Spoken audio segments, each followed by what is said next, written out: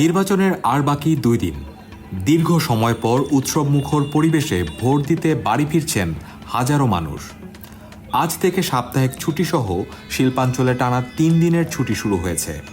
Vote এবং পরিবারের সঙ্গে সময় কাটাতে এই সুযোগকে কাজে লাগাচ্ছেন সাধারণ মানুষ। ঢাকা আরিচা মহাসড়ক ও নবীনগর চন্দ্রা মহাসড়কে মঙ্গলবার সকাল থেকেই অতিরিক্ত যাত্রীর চাপ দেখা গেছে। বিভিন্ন মহাসড়কগুলোতে ঘরমুখ মানুষের ঢল নেমেছে। এইদিকে অভিযোগ উঠেছে অতিরিক্ত ভাড়া আদায়ের। অতিরিক্ত ভাড়া আদায়ের প্রতিবাদে মঙ্গলবার সকাল 9টার দিকে আশুলিয়ার বাইপাইল এলাকার নবীনগর চন্দ্রা সড়ক অবরোধ করেন বিক্ষুব্ধ যাত্রীরা। ভাড়া অতিরিক্ত বেশি, যার কারণে আমরা বাড়ি যাইতে পারতেছি না। অনেক 100 টাকার ভাড়া, যেখানে ময়মনসিংহ বাইপাস এবং ময়মনসিংহ এই জায়গায় 300-400, ফুলপুরের ভাড়া এমনিতে 150 টাকা, একদম 500 টাকা করে ভাড়া নিচ্ছে। যেখানেই যাই ওই 500-র নিচে নাই। যদি মাওনাও যায় না, আমি 500 টাকায় দিতে হবে। রাজবাড়ি থেকে কোনো সিএনজি নাই কাপাসি আসার জন্য। আমি বহু কষ্টে অটো রিক্সা দিয়ে আসছি।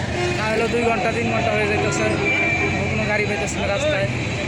পরে পুলিশের আশ্বাসে প্রায় 1.5 ঘন্টা পর সকাল 10:30টার দিকে অবরোধ তুলে নেন তারা।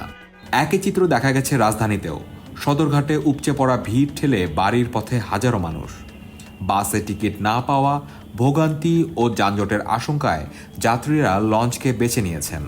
সকালবেলা আপনার বাসে যাইতে চাইছিলাম দেশে বরিশালে, কিন্তু বাসের টিকিট আগে আসলে 500, এখন ডাবল করে চালাইছে 1000-1100। লঞ্চে ঠিকই আছে, আগেও যা আছে এখনো তাই, কিন্তু লঞ্চে আগে আপনার ভাড়া আছে 300 টাকা, এখনো 300 টাকা। দুটোতেই গেছে, ওনার একটা তো সিট পায় না, আমি এই জায়গায় দাঁড়িয়ে আছি। 17 বছর ভর্তি হইতেছে, 17 বছর পর